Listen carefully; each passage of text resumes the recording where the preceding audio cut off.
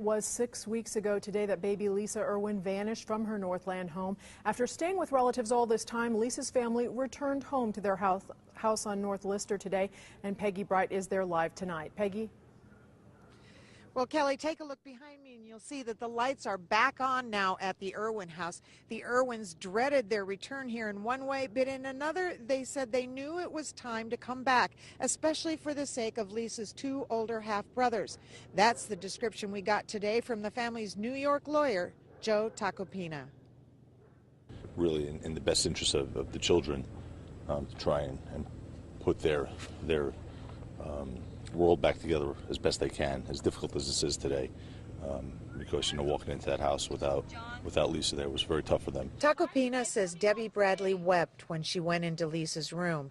She and boyfriend Jeremy Irwin have steadfastly maintained their innocence in Lisa's disappearance. Their lawyer says there are plenty of leads that point away from them. Gone through over 40 hours of interviews 5 times.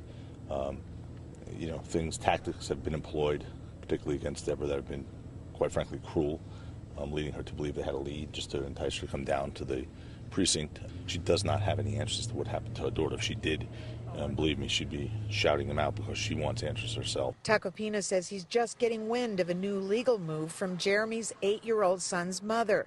She wants emergency custody of the boy, but he's been in Jeremy's care for years. I really don't want to even dignify that with a response. To me, it's a little, it's despicable to see a lady who hasn't seen her son in 6 years, who has been 6 years behind in child support, all of a sudden claim to have an interest.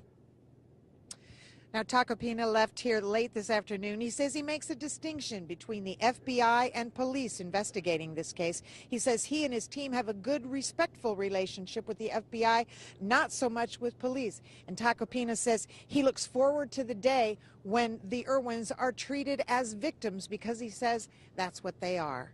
We're live at 36th and North Lister. Back to you in the studio.